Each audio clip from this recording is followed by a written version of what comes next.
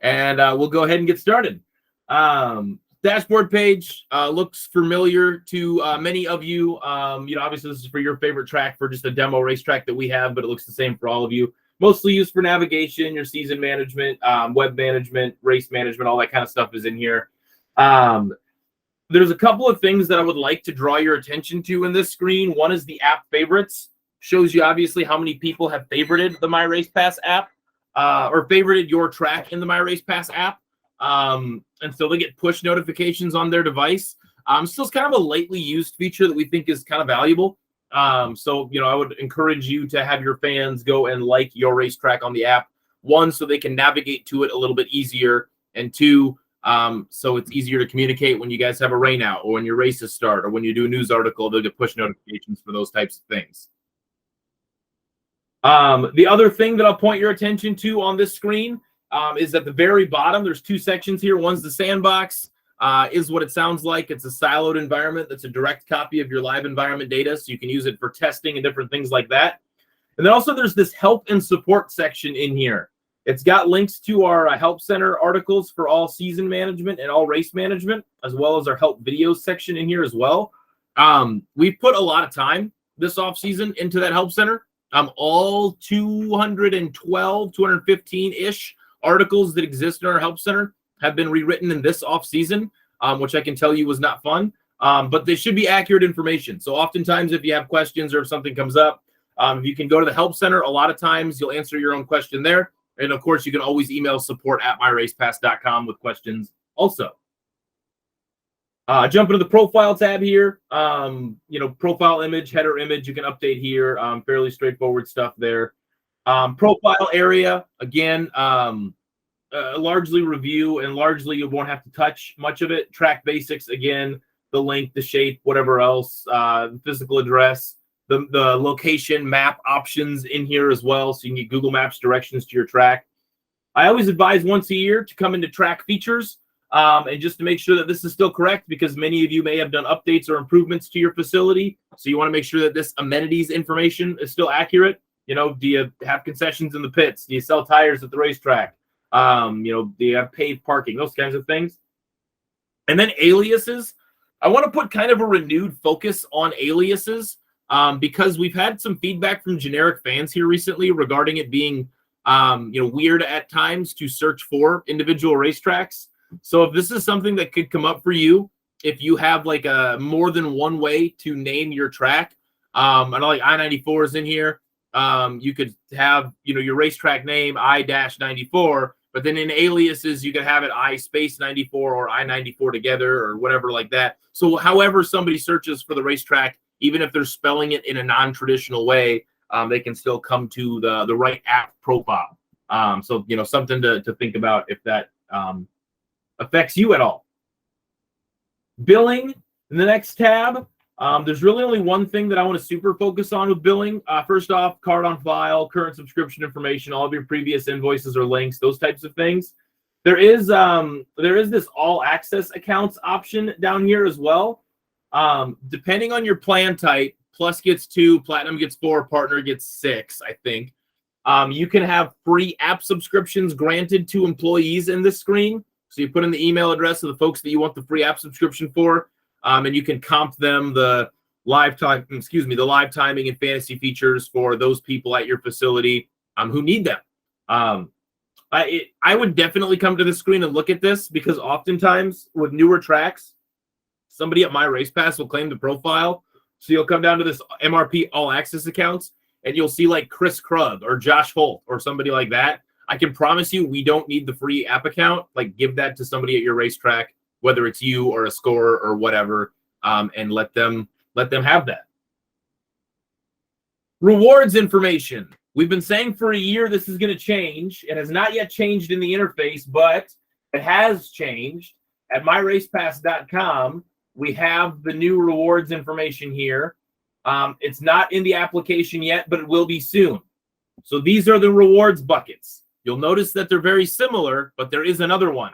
MRP Live exclusivity. That really hasn't changed from before. At least 10 events on your schedule. MRP Live exclusively for 70% of those events. Money off of next year's bill. Online tickets, you add tickets, reserved, general admission, doesn't matter. A ticket at any point, sell 1,000 tickets throughout the course of a season. Another, couple dollars off your subscription. Dropship apparel. If you have us put up an apparel item in our store and then sell 50 items throughout the course of the year, more money off. And then the new one, fantasy racing. Really want you guys to utilize fantasy racing in a big way this year. So have at least one leaderboard, and of course they get generated automatically. So just by having a race, you have a leaderboard. Have 500 unique fantasy players throughout the season, and more money off of next year's bill. So I am guilty of not being on the sales team. So I am guilty of not knowing what the dollar amounts associated with each of these buckets will be. But when that gets done and figured out completely, that will then go into the reward section of the admin side. So what's in here now is old, but it is very similar. So that admin side will be updated here pretty soon. So rewards page, those are the rewards buckets. And I think this is the first group of people that we've told this to. So there you go, new information. Users. This area of the program has changed pretty dramatically in the last month and a half or so. The old users page where there's the drop down for standard admin or site member, it's gone. The only thing you're seeing here now is administrators. There's no more confusion on that. There are 3 user permissions. There used to only be 1. Now there's 3. When you go to add a user here, I'll add user permissions, first name, last name, email address, and then there's the check boxes for permissions. Designer role is in here. You won't see that. That's a website thing. Who has access to be able to design your website. It'll only ever be one person. It'll be our website designer, and that's it. But for you guys, the 3 that will apply, the first one being site administrator. This is access to everything. This is the standard admin that you were used to before. Admin credentials to season management, race management, the announcer screen, the ticket stuff, all of it. This person has access to everything. A ticket redemption user has access to the in-app ticket scanner. So if you add somebody as a ticket redemption user, they can scan tickets with their MyRacePass app on their device. There are other options for scanning tickets. We'll get to that Thursday, but that's what that permission is for. And then box office users have access to our front gate point of sale system. That's what that permission is for. If you got reserved tickets or online tickets or whatever, you want to use our front gate point of sale system to track your ticket buyers or your seats that you're selling. Ticket or box office users can have access to that screen. Again, site admin though has access to all of it. You don't need to add individual permissions for that person. Make them an administrator. They have access to everything. That being said, this is a good reminder to go back into your users page now, look at your admin lists and decide, do all of these people really need to be an administrator? It's a good idea to clear that list as much as you can. And it really is simple. Delete from here, you're good. So that's the new users page. Because we have a new users page, this permissions tab is an admin only thing. You won't see it. Same with clear caches, admin only thing. You won't see it. Or a developer only, excuse me. So that's the profile tab. Some things have changed. Some things are going to change, like the users tab, rewards. Otherwise, it's, if you're a long-time MyRacePass user, it should be, pretty straightforward, pretty much what you're used to out of that users tab. Again, if you got any questions along the way, throw them in the chat. But from there, I'm going to jump to season management. Season management. There are a couple of new things, and I'm going to talk a little bit about fantasy here as well. So it might get a little salesy at that point. I apologize. I try to keep that to a minimum. But if you haven't yet, it's the middle of March. If you don't have a schedule in MyRacePass yet, get a schedule in MyRacePass. Traveling series are trying to add your events to their schedule. Driver clients of ours are trying to add your events to our schedule. Get your schedules in. So to create a new season, fairly simple here. Up in the upper left, you see 23. If you haven't created 23 yet, you'll still see 22. Create a 23 season here first. If you've already put in your schedule of events and you look there now and you say that still says 2022 or whatever, let me know. I can move your schedule to the right season. But that's the first step, is to create a new season. And a season is just a calendar year. When I'm adding a new season, it literally is just Jan 1 to December 31. That's all you have to look at there. Config is the first step in setting up your new season. You're adding the series that are coming to your racetrack throughout the course of the year, and then you're adding the classes, whether sanctioned or not sanctioned, that are coming to your racetrack throughout the course of the year. I always recommend to add the series first because it takes a two-step process and makes it one, because it automatically adds the class associated with that series. So when I go to add a series, I'll click add series. The first thing you'll see is all the series you've used before. So if you're doing something you've already done, all the series you've used before is here. Otherwise, you can search all series, and then it's just an active search on what you want to do. So if I'm adding challenge series, WISSOTA late model challenge series, excuse me, WISSOTA late model challenge series right here. Click on that and then add, and it looks like an error message, but it's not. It says WISSOTA late model challenge series requires the late model class. Yes, obviously. So when I hit continue, it will not only add WISSOTA challenge series, it will add the WISSOTA late model as a class too. So you're doing two things at once by adding the series first. So add all of your series first. Once you got all your series added, then you can come down here and add classes. So when I go to add classes, two ways to add classes. First off, there are sanctioned classes and all classes. It's obviously WISSOTA specific. This is obviously WISSOTA specific. So when I go to sanctioned classes first, everything that is under any of our sanctioning bodies, but specifically WISSOTA here, I can click that and next. And any class that you're going to run that is a WISSOTA sanctioned class, add it here. Your whatever that is, all of them that exist, or one or a few or however many you're going to run. Works the same way with the other sanctioning bodies. So if you've got two different sanctions going on, you would add these and then go to whatever else you're doing. But add your WISSOTA sanctioned classes first. If you're running classes at your track that are not WISSOTA sanctioned or are not sanctioned at all, and this applies for special events, if you're running a special event with WISSOTA rule or that is a WISSOTA rules event, but is not actually for WISSOTA national points or not WISSOTA sanctioned, add one of our out of the box classes. So when I go to add classes, I go to more classes. Instead of sanctioned classes, pick all classes. And then if I'm going to run generic modifieds instead of WISSOTA modifieds, I'll choose that type of racing. And I will choose, where is it? Regular old A modifieds. You're in here somewhere. I know you are. There, I've already used it before. A modifieds or B modifieds or whatever else. Add those out of the box, not sanctioned to specific classes for any events that you're running that are not WISSOTA sanctioned, or any classes you're running that are not WISSOTA sanctioned. So it's important to do that. I think I saw, how do I delete a class that you accidentally selected? There's really not a delete function in here in your class list. Just make it inactive, and that will prevent you from adding that class to an event, if that makes sense. So that's the most important part of getting ready for a season. I mean, you want to make sure that you have your classes correct, and you want to make sure you have your WISSOTA sanctioned classes correct. Yeah, Linda, I agree that it looks messy. I'll get a hold of our development team and see if we can put a delete function in there. I understand where you're coming from on that. Yeah, add the classes correctly. When you add the classes correctly, everything else goes pretty simply and smoothly at that point.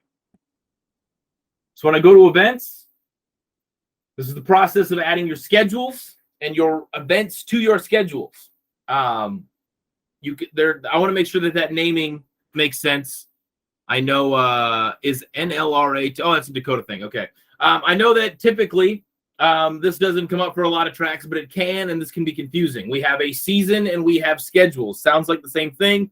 A season, as we'd mentioned, is just a calendar year, Jan 1 to December 31. That's a season. A schedule, I think of as a grouping of events or individual point standing. A couple of different ways to add multiple or use multiple schedules. It's pretty rare, but I think like ASCS, they do their national tour and they do their Northern Plains region and their Frontier region and their Red River region and all the 107 regions that they race.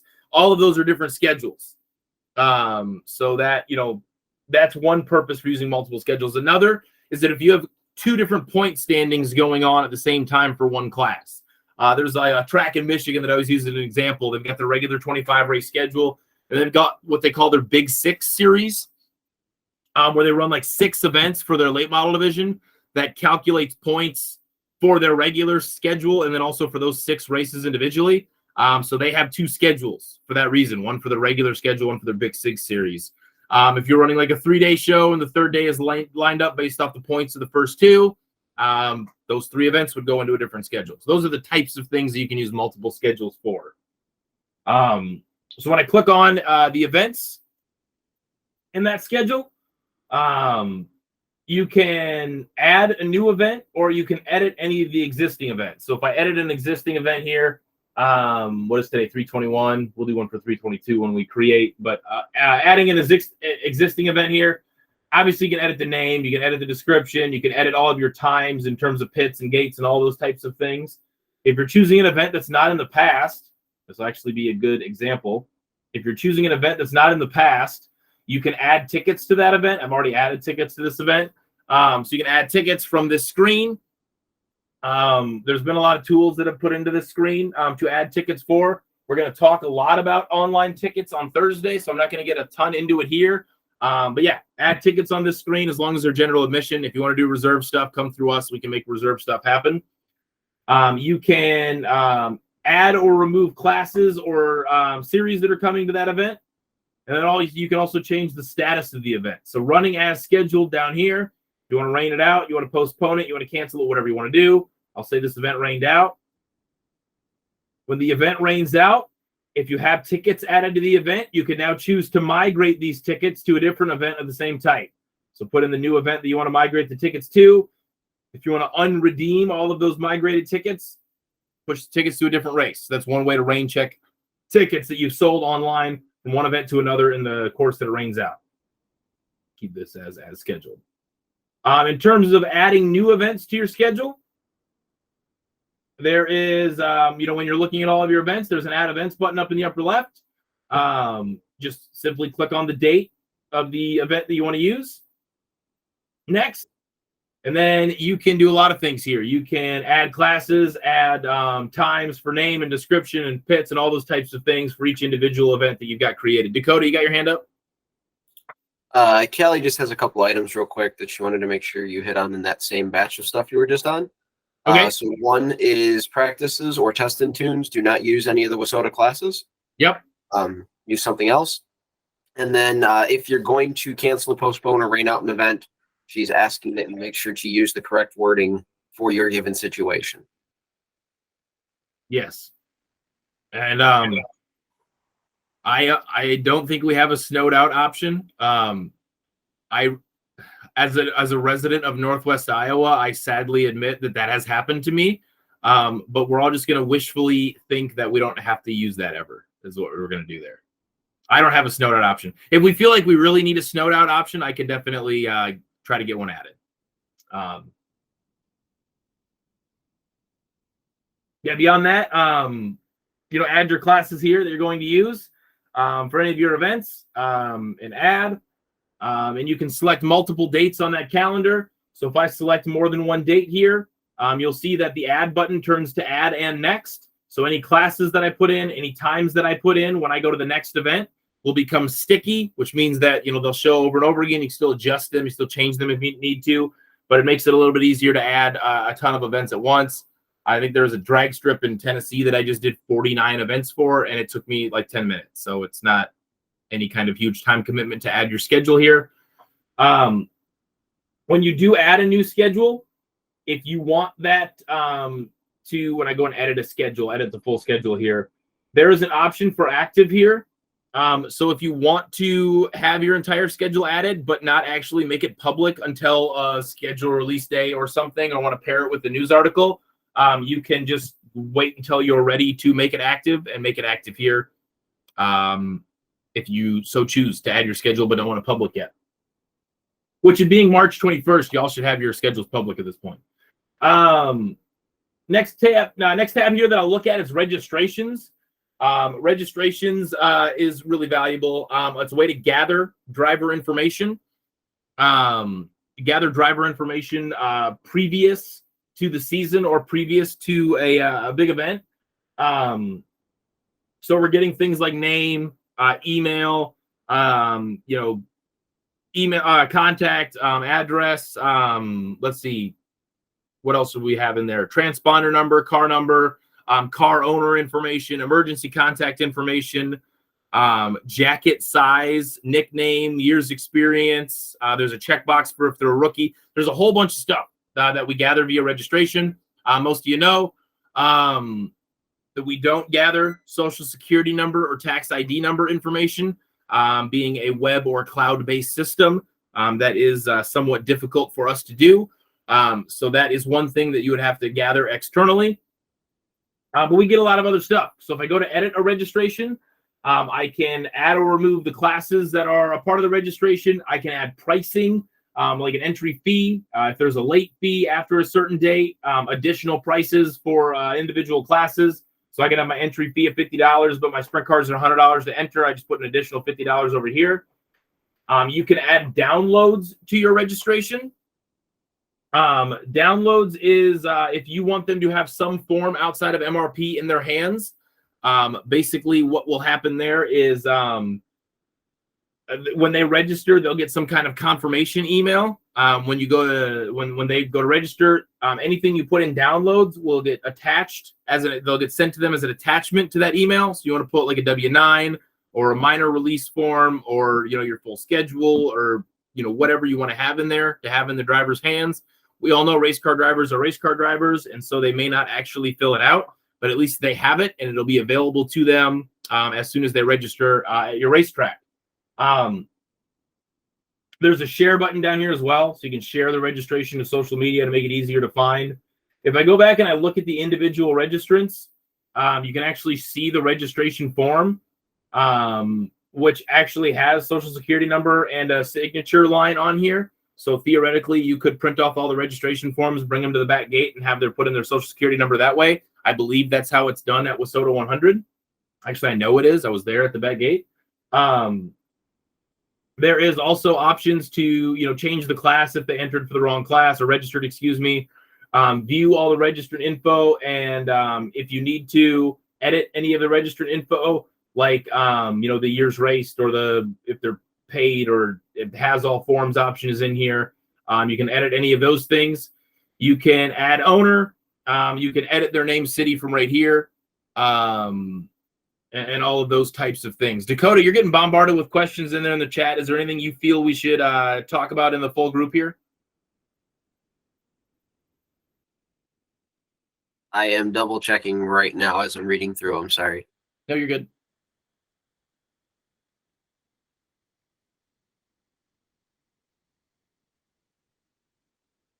Heather, no, there really is not going to be a way to delete those transponder numbers. The best thing you can do there is just make sure that you are, staying in contact with your drivers and making sure that they're bringing you the correct one at the correct time. I don't know if that's not completely correct. If you go to web management, there's a driver profiles area where you can manage all of your driver profiles, and you can just take out the default transponder number there and resave to delete a transponder number for somebody. Correct, for the defaults. In this case, she's referring to where it pre-populates in the drop-down menu. Oh, yeah. Entering it incorrectly.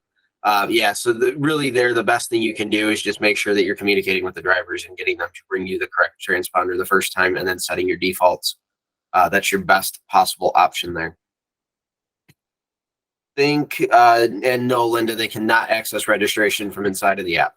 The biggest fear there being the potential for having a whole boatload of erroneous registrations from people just randomly doing it since they see it. Yeah. Although I will say the registration window is a responsive website, so it's fairly easy to do on your mobile device. You just still have to get the link to the My Race Pass profile, which again, you can share directly to social media that way. This online registration button, again, is the button that takes you directly to the registration. And this is built to look good on a mobile device. So just because it's not in the app doesn't mean it's not easy for them to fill out. Yeah, I get drivers have asked for it. Drivers have asked for a lot of things. Oftentimes, the thing that's best for race car drivers is the last thing race car drivers think of. What we've experienced is just exactly what Dakota described. if registration is available in the app is geared toward fans. Fans start filling out random registrations. All of a sudden, there's a bunch of junk data. Everybody's freaking out as to why. That has happened before, and that's why we removed that feature from the app. Next tab here is points. Points tab. Points tab here, and there's one more question that maybe we should get to before we move on. Correct. Yes. The default, you're setting the default for just your profile. So your racetrack or your series, you'll set their default transponder and number, and it'll be siloed to your network. Correct. Point standing shows you you'd expect the points page to show you. Events, features, wins, all that kind of stuff. This earnings column off to the right is not publicly available anywhere, so nobody will ever see that.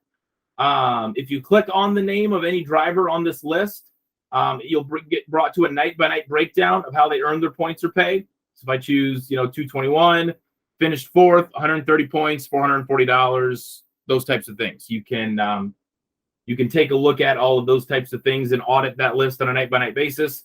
You'll also see at the bottom of the screen all of the events that are included in your point standing and all of the events that are not included in your point standing, and you can click on any of those as well. And then there's a championship settings option, which is a really rarely used feature, but it does come in handy for those who need it. It's a way to basically customize the point standing. So things like a throwout night, if you're doing, 20 race schedule, you're dropping their worst 2 nights. That's how you can set up that 2-night drop. Rookie points, any kind of age specific point standing, like a seniors only division or whatever. Any point standing where you're combining multiple classes into one point standing, you can set that up through the championship settings option as well. I believe that that's a feature that comes with a higher than a plus plan. So, if that's something that you need, you can get in contact with us on it. But it is a custom point standing option there. The payments tab exists here as well. Payments on a night-by-night and class-by-class basis will give you the purse payments for each class, for each driver. There's a couple of things that have been added to this screen down here on the bottom. We've added a yearly report for all payout data on a night-by-night basis. We've also added a link directly to our 1099 report here as well. And actually, you'll see that there's been a change made to our 1099 report. Now, if you forget to create payments somewhere, you can actually create payments in the report right here at the top of the screen. We'll cover this report a little bit more in depth tomorrow when we look at points and pay on race night. And really this entire screen tomorrow as we look at points and pay on race night for things like printing checks and sending it to QuickBooks and different things like that. This is where you can access that information for prior events. Next tab here is fantasy. Fantasy racing exists with no input from Traxxer Series. Like there's nothing you have to do to make it work. The way it works is when you calculate your lineups, we'll take your entry list, we'll divide it into groups of 3 or 4 drivers, depending on your car count. Fans will be able to make picks for those races. And then when you go checker your first race for each class, then the picks are locked. They can't make picks anymore. Points will accumulate automatically on the conclusion of each race type. At the end of the night, if you're running 5 classes, you'll have 6 fantasy winners, 1 for each class and 1 overall winner. That also will create a leaderboard for your entire schedule. So I've got, for your favorite track, I've got all classes, 410, stock car, sport compacts, all that kind of stuff in here. Those get created automatically. What you can do to augment that experience, and with the very little effort can really make this worth it for you, is you can rename your fantasy groups and you can add prizes. So where does that come into play, renaming your fantasy group? Well, it comes into play because now that's a thing that you can bring to a marketing partner. Somebody's on the fence about getting a billboard. Say, hey, we'll make you the title sponsor of our fantasy challenge. That is the most dedicated fans interacting with our event in an app structure that nobody else would really have access to but you. And you would become the headline sponsor of that thing. That's valuable from a marketing perspective. App impressions, digital impressions is something that more and more of these marketing folks for these companies are paying attention to, and it might speak to them in a different way than track, billboard, radio ad, whatever. Not saying that those things aren't valuable. They are absolutely valuable, but this could be something that could sway somebody who's on the fence, or somebody who wants to be a bigger part of things, give them an option and a route to do that. So I really encourage you to take a look at how that can work for you. I think, like, for instance, Knoxville Raceway this year, they sold their fantasy rights to High V. So they're going to have the High V Fantasy Challenge at Knoxville all year long. And, you know, they're going to get a couple grand out of that. I'm not saying everybody's going to get a couple grand out of it all the time, but it can be a valuable tool for you in terms of generating marketing partners. As I click on any of the leaderboards, or I guess I'll also show you this. You can create your own custom leaderboard. So you can have a leaderboard assigned to an individual class, an individual schedule, a custom grouping of events, really however you'd like to do that, name it whatever you'd like, all of that. But as I look at one of the leaderboards that I've already got created, if you need to, you can rename, you can do all those things, but you can add prizes here. So again, Bob's Garage wants to give away 50% off all changes at your racetrack. Give that away via fantasy. We said if you can get 500 unique fantasy players throughout the course of a season, that's one of our rewards buckets. It's not as hard to do as you think it is. For example, one of our events at Houston's this year, we did this last year, I'm going to buy a $15 fuel jug from VP. I'm going to have all the A-main starters sign it, and it's going to generate a lot of activity and interest. So something that's low effort can really bring you a lot of reward in terms of fantasy. This is a fan engagement tool. This is to get people to interact with your event in the app on their mobile device instead of sitting on Facebook, seeing how their buddies went camping this weekend, thinking maybe I should do that next weekend. No, have them take a look at their fantasy picks, see where their picks start in the heat races, see where their picks finish, see where they're standing against their friends, all of those kinds of things. It's a valuable tool, and we want to give that tool to you as a way to A, generate revenue, and B, generate excitement and engagement. And that got a little salesy. I apologize. Suspension management is brand new, released 2 weeks ago, maybe, and we really haven't told anyone about it yet. Like, this is a super brand new feature. Previously, only sanctioning bodies had access to suspension management. Now, if you want to suspend a driver as a racetrack independently of a sanctioning body, you have a way to track and look at that in My Race Pass. So a couple of different things you can do here. Add suspension. Obviously, if somebody stole a fire extinguisher off of an official and threw it at another race car. I did not make that up. That happened 2 weeks ago at a real race. You can now suspend them for it. Suspension type, rules violation, misconduct, claim refusal. Remember claims? Man, claims used to be a big deal. All that kind of stuff. You can add a fee to it. Assign it to a competitor. Type in the competitor name, click on the competitor, all that kind of stuff. Put in the date range that you want the suspension to be good for. Any notes that you want the folks to see at the back gate when in the entry screen, add your suspension. Once the suspension has been added, if I click on it or click on that driver, you can edit the type, but you can edit the status. So if they're still suspended or if the suspension has been lifted, if their payment is unpaid or has been paid. So you can start to track that list here. The start date and end date of the suspension. There's also a revoke points option. So if I add a suspension today, but I want to take away points from that driver for the past 3 weeks, I can go back and put in the revoke points start date and the revoke points end date. Driver won't be able to earn points or will drop their points from those events that they had competed in. So those are some of the things that you can do here. The Will Callie's list here. No, this is tracking your track specific suspensions here. Callie's suspension management screen is she'll be able to go to access all this information, although it won't change the entry screen as you're used to it. If you try to enter a suspended driver, whether that be a sanctioned suspension or a track suspension, or if you're a series for your network, it'll look the same there. It'll tell them they're suspended regardless. So those things exist there. So that's, again, brand new, out of the box, like not yet used by any racetrack that I'm aware of, suspension feature. Along with that, there is a report that's been built called a suspension bypass report. And it will show you, for all events, for all drivers, any driver who was suspended at the time, but that suspension was bypassed in the entry screen to allow that driver to compete. So you'll be able to see if any suspended driver competed in your events in that new report that we built just for that feature. In season management, there are a couple of other reports that you're going to be able to see, or a couple of other settings that you'll be able to see along with reports. You'll be able to see the current points in pay. You'll be able to see the WISSOTA point average report as well. I don't think I'll be able to do that because of the events that I've run. No, I have not. But for your past events, you'll be able to see that WISSOTA point average report. Again, the current points in pay for your date that you're at. I keep hitting the wrong schedule. That's my problem. So current points, current pay, all that kind of stuff exists here. We've actually made some changes to this also. You can start to add the starts, wins, top fives, and top tens to this report.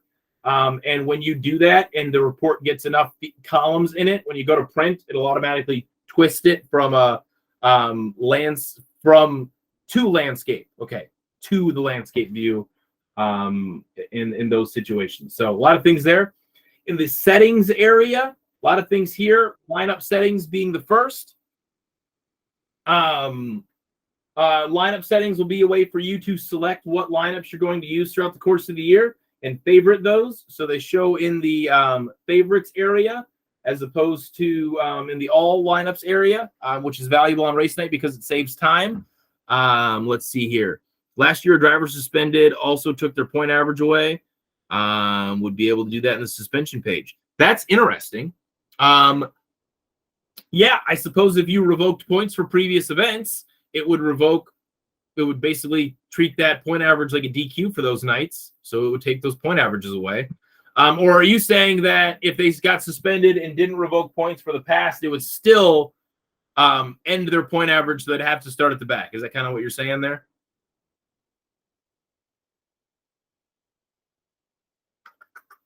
I'd assume so. I assume that's kind of what you're talking about there. That's interesting. Let me get with the development team and explore that. The suspension management page is brand new. So if that's something that needs to happen, we'll see if we can add that as a feature. Dakota, do you have something there? No, I think I was going right along the same lines as you. I think I'm just understanding it as rather than it being a concurrent 3-week or whatever average, it's a rolling average. So in normal speak, a suspension wouldn't necessarily take away their average altogether. Yeah. So yeah, we got to definitely look into that. And just so everybody knows, if I didn't catch your questions, I am writing everything down as best as I can as well. So we can, as a team, talk about it a little bit more and try and address as much as we can to put you guys in a better place. Sure. Other settings that exist, points and pay schemes. For your WISSOTA sanctioned classes, this should be pretty straightforward. When I add a new scheme, we're going to choose global scheme, and we're going to choose the WISSOTA national scheme. If you're running WISSOTA sanctioned classes, apply the WISSOTA national scheme to those point standings at the end of the night. Simple and straightforward. You can also add your own custom schemes for your championship points, and then, of course, custom payouts as well. If you're running a passing point show, we have built in both of the WISSOTA passing points options that have existed in the past. So however you're doing passing points, whether it's 2 1/4 per car or 1 3/4-ish per car, you can use the WISSOTA sanctioned passing point schemes as well for those types of things. So those should be pretty straightforward for generating points and pay, or for generating points, excuse me, or passing points. And the last thing I'll really show you here is the manage classes option. Manage classes will allow you to add or remove the classes from your database that you've used in the past. Be careful in terms of removing, because removing oftentimes means that you'll lose access to the historical results, which you don't want to do. But you can also name override here. So if you've got, for instance, what we've got, instead of 360 sprint cars, MRP 360s, instead of Pro Light for snowcross, whatever. Really be careful of renaming a class something completely different. Like if you're running a Hornets class and we only have sport compacts, don't use the dirt super late model class and rename it Hornets. That is not the best. And of course, Cali has rules about overriding the WISSOTA class names as well. But this is an option for your other classes if you need to rename anything that way, if you're running a non-sanctioned class. And that's really all I've got to show you today. We went over, getting started stuff, everything in season management, some of our reports and settings in season management. Tomorrow we'll look at race management, connecting to orbits or Westhold, points, payouts, and the 1099 report. And then Thursday we'll look at online tickets, some of our brand new advanced ticketing features, news and website tools, those types of things. We will be confirming participation in these webinars. I'm going to go totally announcer speak here and talk really quickly. This is a message from Cameron. We will be confirming participation in these webinars. There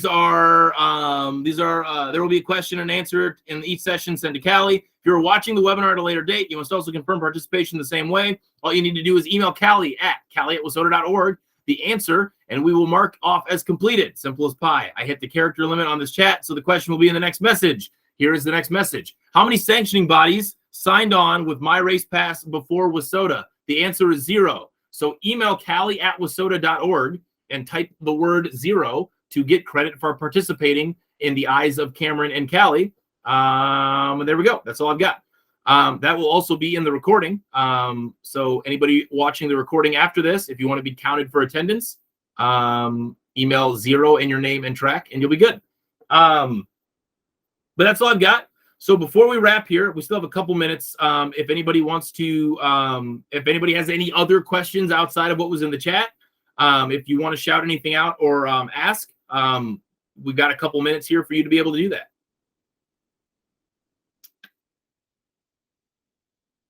If something comes up after the fact that you think of, you can always send an email to support@myracepass.com, and we will be happy to get with you that way as well.